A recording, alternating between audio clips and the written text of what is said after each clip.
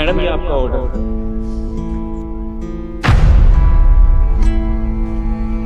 ये लीजिए भैया। नहीं भैया, रहने दीजिए, रख लीजिए आप।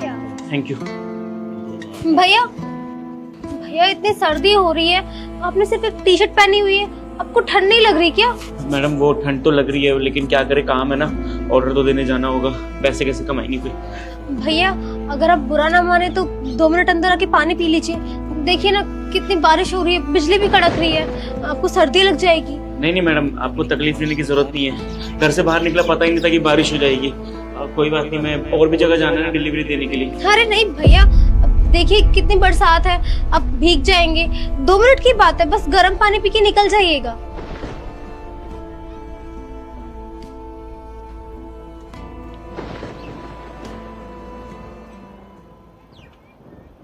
अब भैया आप बैठिए, मैं आपके लिए गर्म पानी लेकर आती हूँ।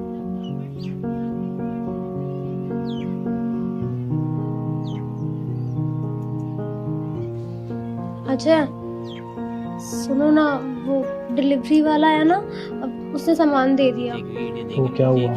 अब तो बाहर बहुत सर्दी हो रही थी ना, बारिश भी है, तो मैंने ना उन्हें अंदर बैठा लिया है। अच्छी बात है, ठंड ज्यादा है, उनको एक काम करो ना, पानी पिला दो, गर्म पानी। वो मैं कह रही थी कि बाहर बहुत ज़्यादा सर्दी है ना, वो मैं कह रही थी जो तुम्हारी नई जैकेट है, क्या हम उनको दे दे?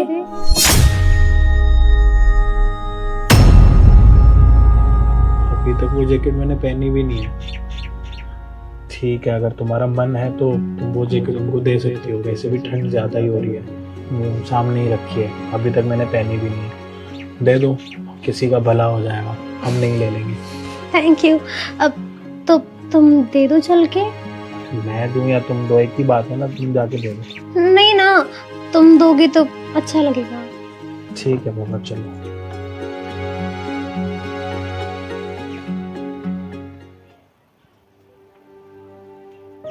Thank you.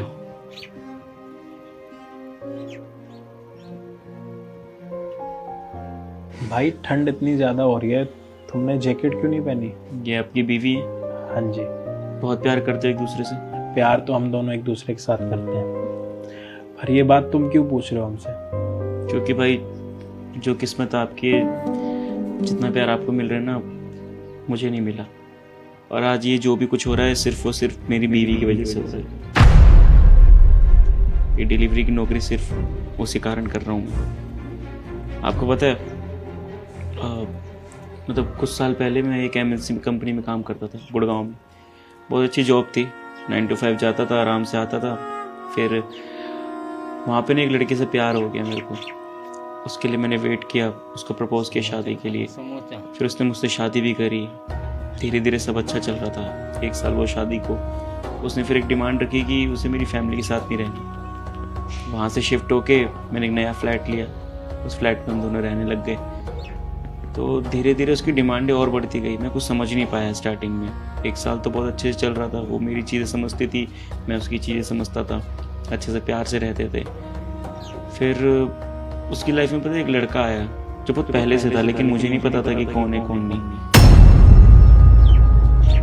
तो एक बार मैंने उसे देखा कि वो इस लड़के से बात कर रही है, कभी घर के नीचे होता था, कभी बाहर। तो मैंने पूछा कि है कौन ये, तो कह रही थी मेरे बचपन का दोस्त है, हम साथ में पले बड़े हैं, तो मुझसे सिर्फ मिलने के लिए आया था। मैंने पूछा था शादी में तो नहीं दिखा, अगर बचपन का दोस्त है तो उसने बोला कि मतलब झूठ बोल रही थी मुझसे। 1-2 बार मैंने चैट्स देख ली, उसमें कुछ ऐसी बातें लिखी हुई थी जो एक दोस्त एक अपने दोस्त से नहीं बोलता, उससे कुछ ज़्यादा ही था। मैंने फिर उससे पूछा कि भाई क्या सीन है, क्यों ऐसे बातें कर रही है, बता तो है क्या। तो उसने उस समय भी चीज़ें इग्नोर कर दी, बोला कि तुम मेरे पे ना फालतू में शक कर रही हो। तो मैंने चीज़ों को दबा दिया। धीरे धीरे 2 साल हो गए शादी को।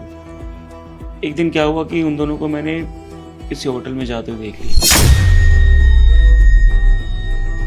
जब मैं अपनी जॉब के लिए बाहर निकला तो तब देखा साथ में। उस दिन मैंने रंगे हाथों पकड़ा कि ये चल क्या रहा है, ये वही लड़का है जिसके साथ तू बातें करती है, हमेशा तू इग्नोर कर देती है मुझे सिर्फ इस लड़की की वजह से।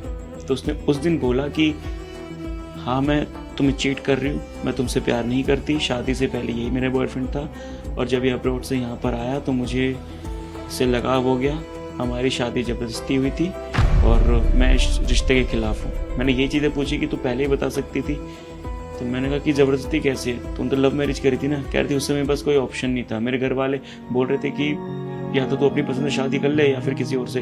तो मैंने प्लान बनाया कि मैं तुमसे शादी कर लेती हूँ, जब ये आएगा अब्रॉड से तो मैं इसके साथ हो जाऊंगी। तो पूरा एक प्लान बना रखा था मुझे फंसाने का और मुझे बर्बाद करने का। उसके बाद जब उसने मुझे डाइवोर्स लिया ना, तो एलिमनी के नाम पे जितनी मेरी प्रॉपर्टी, सेविंग्स, गाड़ी, जो कुछ था ना, सब लूट लिया मुझसे, सब कुछ ले लिया। लीगली मेरे पे केस कर दिया, मुझे सोसाइटी में बदनाम कर दिया, मेरी फैमिली को मुझसे दूर कर दिया, आस पड़ोस वाले मेरे से दुश्मनी करने लग गए। एमएनसी कंपनी में जिसमें काम करता था वहाँ पर कुछ अलग ही सीन बचा दिया कि मैं फ्रॉड करता हूँ, मेरा नाम पूरा खराब हो गया था, जिसकी वजह से मेरी जॉब भी छूट गई। यहाँ तक कि मेरी कंपनी में यही बोल रखा था कि मेरा पति मेरे साथ जबरदस्ती करता है, मेरे साथ सेक्सुअल हरासमेंट करता है। मैं ये सुन के ना सहम गया यार, मेरे को कुछ नहीं पता था कि चल क्या रहा है। जिस लड़की के लिए मैंने सब कुछ छोड़ दिया, अपने परिवार को छोड़ दिया, उसने मुझे कहीं का नहीं छोड़ा। तो इस चक्करों में ना मेरे पास जॉब रही, ना मेरे पास खुद की पहचान नहीं रहा, ना मेरे पास मेरा खुद का परिवार रहा, ना कोई प्रॉपर्टी, ना कुछ। तुम्हारी पत्नी ने तुम्हारे साथ इतना बुरा करा, मेरे को तो ये समझ नहीं आता कि प्यार में कोई किसी के साथ इतना बुरा कैसे कर सकता है। तुमने लव मैरिज करी उसके साथ, मर्जी से शादी हुई। जब उसका अफेयर था तो वो तुम्हारे साथ शादी ही नहीं करती ना, वो तुम्हें पहले भी बता सकती थी कि मैं तुम्हारे साथ प्यार नहीं करती और मैं तुम्हारे साथ शादी नहीं करना चाहती, पर इसने तुम्हें इतना धोखे में रखा और प्रॉपर्टी वगैरह भी सारी ले ली उसने आपसे। जब उसने तुम्हें छोड़ा तो तुम अपने घर वालों के पास दोबारा नहीं गए? गया था, उसी हौसले से गया था कि कोई साथ हो ना हो लेकिन मेरा परिवार मेरे साथ खड़ा रहेगा, लेकिन हिम्मत नहीं जुटा पाया। जिस पैरों से मैं उस दहलीज पे खड़ा था ना, मैं गेट भी ओपन नहीं कर पाया। मेरे बाप ने मुझे बोला था अगर अपनी पसंद से तो शादी कर रहा है ना तो इस घर में कभी लौट के मत आइयो, और इस लड़की वजह से छोड़ रहा है ना, आइंदा तू कभी भी इस घर में आएगा ना तो मेरा मरा मुंह देखेगा। मैंने अपनी बीवी को त्याग तो दिया, वो तो मुझे छोड़ के चले गए, लेकिन अपने पापा को मैं नहीं छोड़ सकता था, उनका मरा मुंह नहीं देखना चाहता था, इसलिए हिम्मत करके अकेले रहने लग गया। तो कुछ नौकरी चाहिए थी, तब जाके एक डिलीवरी की नौकरी मिली है। मैंने बस सोचा कि 300-400 रुपये कुछ ना कुछ तो कमा लूँगा खाने पीने के लिए, इसलिए कर रहा हूँ। बाकी रियली सॉरी, आप दोनों को मैं खामख अपनी स्टोरी सुना के परेशान कर रहा हूँ, माफ़ कीजिए यार। ये तो तुम्हारे साथ बहुत बुरा हुआ। खैर छोड़ो, क्या पता कि आने वाले दिन तुम्हारे बीते दिनों से काफ़ी अच्छे हों। मैं भी ऊपर वाले से यही दुआ करूँगा। और ये जैकेट है तुम्हारे लिए, ठंड में तुम इतनी जगह पे जाते हो, डिलीवरी वगैरह करते हो, ऐसे तुम बीमार हो जाओगे, और आज तो मौसम कुछ ज़्यादा ही ख़राब है, तो तुम ये जैकेट पहन लो। नहीं भैया, सच्ची में मैं अफोर्ड नहीं कर सकता। मेरे पास एक जैकेट है, उससे काम चला लेता हूँ। ये 500-600 रुपये कमाने वाला कहाँ ही हज़ारों की जैकेट खरीद लेगा, मैं सच्ची में नहीं खरीद सकता। नहीं भैया, ये हमारी तरफ से एक छोटी सी हेल्प ही समझ लीजिए। देखिए ना कितनी सर्दी है और आप ऐसे ठंड में एक ही टी शर्ट में हो, प्लीज भी इंसिस्ट, आप ले लीजिए।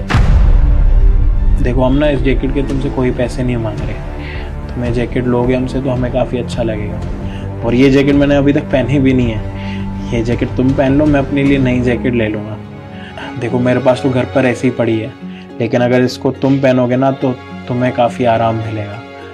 और ठंड कितनी हो रही है, आए दिन न्यूज़ आ रही है कि ठंड की वजह से पता नहीं क्या क्या हो गया। अब आप ये जैकेट ले लो, इससे हमें भी काफ़ी अच्छा लगेगा कि हमने किसी की मदद करी। और टेंशन मत लो, इसके लिए हमें तुमसे कोई भी पैसे नहीं चाहिए।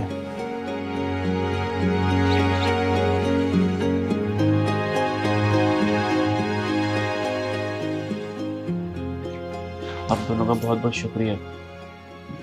ये जैकेट मिल गई ना मुझे, तो मैं बाहर जितनी भी डिलीवरी है वो अच्छे से कर पाऊँगा, ठंड भी नहीं मिलेगी। बिल्कुल, कोई नहीं, कभी किसी चीज़ की ज़रूरत होगी तो हमें बता देना। Thank you.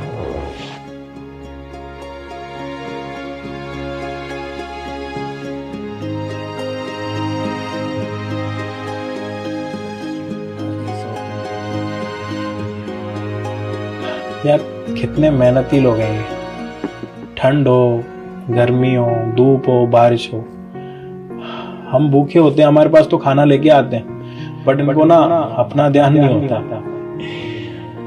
सही कह रहे हो, इनकी मदद करके ना यार दिल को सुकून मिल गया।